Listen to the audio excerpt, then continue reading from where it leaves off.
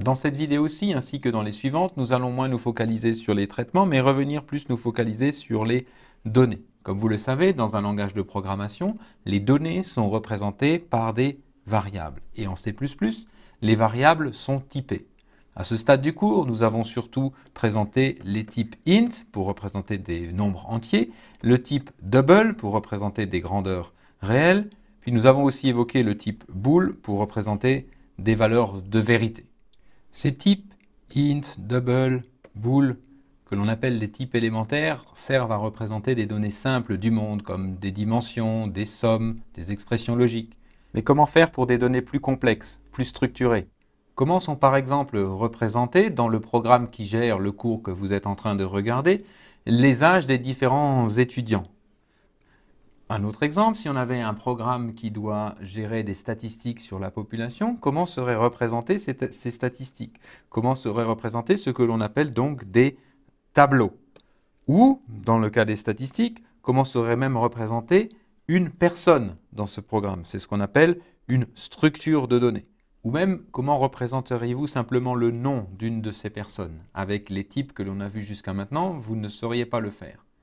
Cette séquence vidéo va s'intéresser aux tableaux.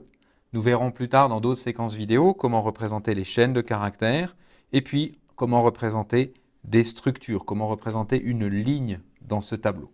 Mais commençons donc par les tableaux.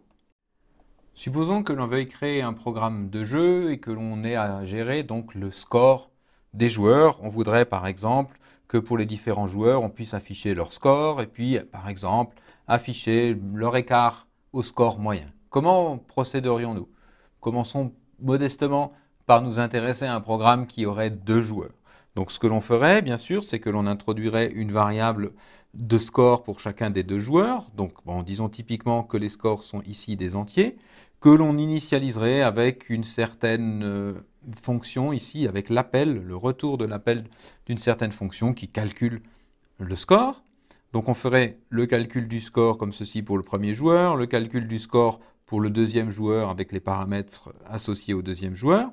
Et puis ensuite, donc comme on veut l'écart à la moyenne, on va calculer la moyenne des 2 joueurs en utilisant donc la fonction moyenne que l'on avait déjà illustrée dans des vidéos précédentes qui prendrait les scores de nos 2 joueurs. Ceci, on le stockerait donc dans une variable moyenne joueur de type entier. Et puis enfin, on pourrait donc par exemple afficher le tableau des scores en affichant le premier score et l'écart à la moyenne et en affichant ensuite le deuxième score et son écart à la moyenne. 2 joueurs, c'est déjà pas mal, mais la question c'est comment pourrions-nous améliorer notre programme pour passer à plusieurs joueurs? Il suffirait pour cela simplement d'utiliser plusieurs variables. Donc par exemple, si on voulait passer à 5 joueurs, on utiliserait alors typiquement 5 scores pour chacun des joueurs. On calculerait le score de chacun des joueurs avec leurs différents paramètres. Puis on calculerait la moyenne de tous ces joueurs en ayant ici cette fois-ci changé la fonction moyenne et en passant les 5 scores à notre nouvelle fonction moyenne. Puis on écrirait comme ça le tableau des scores. Ici, tout bon programmeur, bien sûr, pense tout de suite naturellement à une boucle et va donc modifier cette partie-là du programme pour faire une boucle ici qui va aller du premier joueur au 5e joueur, de 1 en 1 pour tous les joueurs, et puis qui va afficher le score de chacun des joueurs et l'écart à la moyenne pour chacun des joueurs. La question, c'est comment le faire vraiment concrètement, parce que déjà, premièrement, l'écriture comme ceci, score i, du programme précédent, ici, cette écriture n'est pas valable. Score i, c'est la variable qui s'appelle score i, mais ce n'est pas score 1, score 2. Donc ça, c'est quelque chose qui ne fonctionne pas. Ensuite, comment on voudrait faire si on passait à 100 000 joueurs? Ça deviendrait très vite fastidieux d'écrire 100 variables, de modifier la fonction moyenne pour prendre 100 paramètres. Donc c'est juste simplement impossible pour un programmeur normal. Enfin, comment faire même si le nombre de joueurs n'est pas connu au départ? Vous ne sauriez pas si vous devez mettre 5 joueurs, 2 joueurs, 10 joueurs.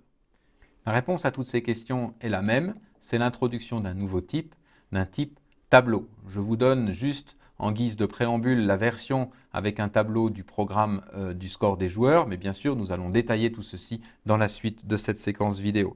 Donc on déclarerait un tableau de joueurs. Ensuite, on ferait ici une boucle. On retrouve donc cette notion de boucle pour calculer le score de chacun des joueurs.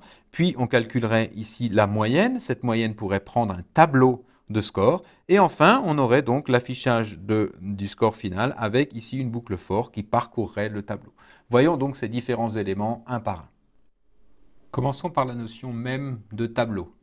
Un tableau, c'est une collection, un ensemble de valeurs qui ont toutes le même type. On parle de collection homogène pour dire qu'elles ont toutes le même type. Donc par exemple, le tableau des scores qui nous intéressait précédemment, si je prenais ici pour 4 scores, ça serait un tableau qui contient donc ici 4 entiers. J'ai décidé que mes scores étaient entiers. Donc c'est le tableau en question à tous les éléments de même type. Quand est-ce qu'on utilisera donc un tableau dans un programme? Lorsque l'on a besoin d'utiliser plusieurs variables de même type, comme par exemple les scores de notre exemple de jeu avec les joueurs.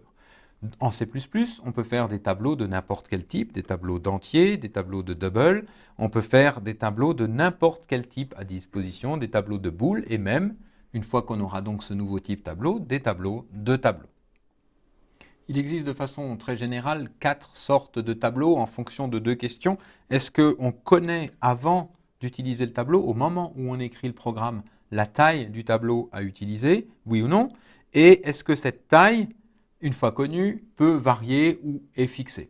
Examinons les différents cas tour à tour. Commençons par le cas où la taille n'est pas connue au moment où j'écris le programme et où la taille peut varier lorsque le programme se déroule. C'est typiquement l'exemple de l'ensemble des âges des étudiants qui suivent ce cours.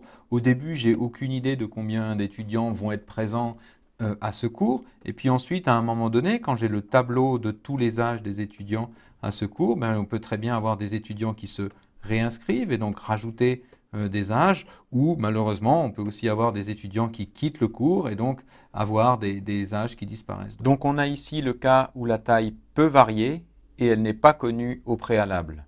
Illustrons maintenant juste l'extrême inverse, où on suppose que la taille est connue a priori et qu'elle ne peut pas évoluer. C'est typiquement, si vous voulez faire un programme d'algèbre linéaire, si vous avez un vecteur qui est en 2D, vous savez qu'un vecteur en 2D, il a 2 coordonnées tout le temps, et donc ce sera tout le temps un tableau avec 2 nombres représentant les coordonnées x et y. La taille est connue a priori, elle vaut 2, et la taille ne changera pas, elle vaudra toujours 2. Pour le cas où la taille n'est pas connue au départ, mais une fois fixée, la taille n'évolue pas, on pourrait prendre l'exemple d'un jeu à nombre fixé de joueurs. On ne connaît pas au début combien on va avoir de joueurs, s'il y a 3 personnes qui vont participer au jeu ou 10 personnes, mais une fois que le nombre de joueurs est fixé, il est fixé, on n'a plus le droit de le varier. Donc ici, la taille n'est pas connue au départ, mais une fois qu'elle est connue, à ce moment-là, elle ne peut plus évoluer pendant que le programme se déroule. Enfin, le dernier cas, le cas peut-être un petit peu plus rare et plus difficile à illustrer, c'est le cas où on connaît effectivement la taille a priori au moment où on écrit le programme, mais où cette taille peut quand même varier. Ça serait typiquement si on voulait faire un programme qui stocke des statistiques pour, par exemple, le nombre de cantons dans un pays. C'est quelque chose qu'on connaît. Au départ, on a 26 cantons. Et puis peut-être un jour, il y a un canton de plus qui se créera où 2 cantons vont fusionner et donc le nombre diminuerait. C'est un cas un petit peu limite et j'avoue que effectivement, ce cas-là est beaucoup plus rare. 2 remarques complémentaires, enfin, pour conclure sur ce tableau. Remarquez d'abord que si on sait faire des tableaux à taille non fixée et qui peut varier, alors on peut évidemment avec ces tableaux faire tous les autres. Ça, c'est une première remarque.